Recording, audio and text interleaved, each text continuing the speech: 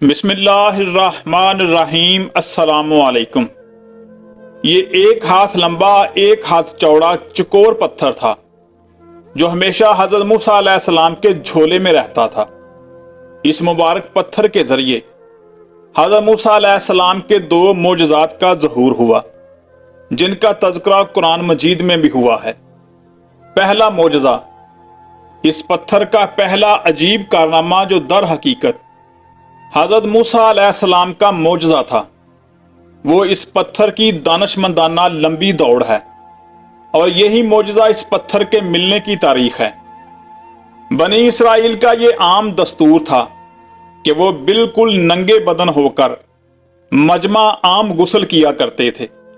مگر حضرت موسیٰ علیہ السلام گو کے اسی قوم کے ایک فرد تھے اور اسی ماحول میں پلے بڑے تھے،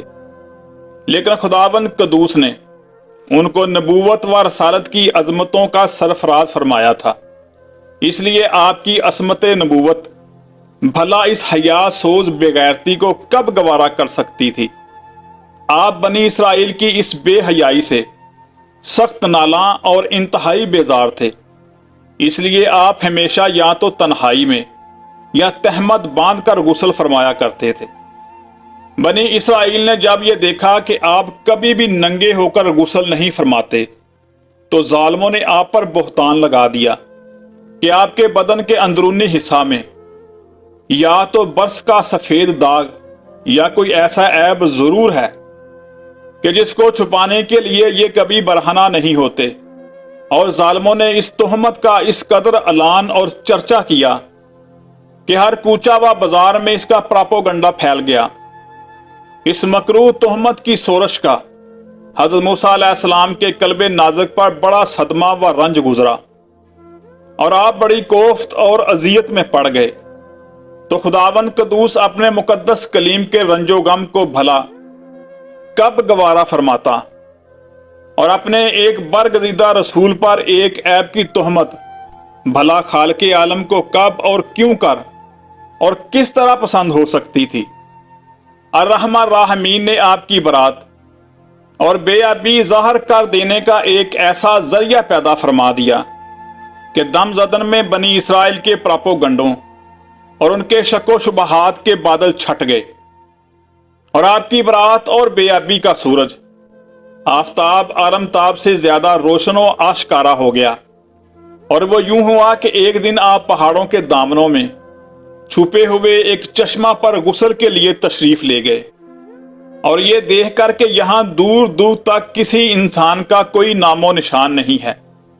آپ اپنے تمام کپڑوں کو ایک پتھر پر رکھ کر اور بالکل برہنہ بدن ہو کر غسل فرمانے لگے۔ غسل کے بعد جب آپ لباس پہننے کے لیے پتھر کے پاس پہنچے تو کیا دیکھا کہ وہ پتھر آپ کے کپڑوں کو لیے ہوئے سرپٹا بھاگا چلا جا رہا ہے۔ یہ دیکھ کر حضرت موسیٰ علیہ السلام بھی اس پتھر کے پیچھے پیچھے دوڑنے لگے کہ اے پتھر میرا کپڑا، اے پتھر میرا کپڑا،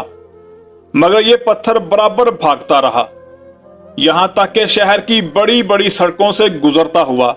گلی کوچوں میں پہنچ گیا، اور آپ بھی برہنہ بدن ہونے کی حالت میں برابر پتھر کو دوڑاتے چلے گئے۔ اس طرح بنی اسرائیل کے ہر چھوٹے بڑے نے اپنی آنکھوں سے دیکھ لیا کہ سر سے پاؤں تک آپ کے مقدس بدن میں کہیں بھی کوئی عیب نہیں ہے، بلکہ آپ کے جسم اقدس کا ہر حصہ حسن و جمال میں اس قدر نقطہ کمال کو پہنچا ہوا ہے کہ عام انسانوں میں اس کی مثال تقریباً محال ہے۔ چنانچہ بنی اسرائیل کے ہر فرد کی زبان پر یہی جملہ تھا کہ خدا کی قسم موسیٰ بالکل ہی بے عیب ہیں۔ جب یہ پتھر پوری طرح حضرت موسیٰ علیہ السلام کی برات کا اعلان کر چکا تو خود بخود ٹھہر گیا۔ آپ نے جلدی سے اپنا لباس پہن لیا اور اس پتھر کو اٹھا کر اپنے جھولے میں رکھ لیا۔ دوسرا معجزہ، میدان طے میں اسی پتھر پر حضرت موسیٰ علیہ السلام نے اپنا عصا مار دیا تھا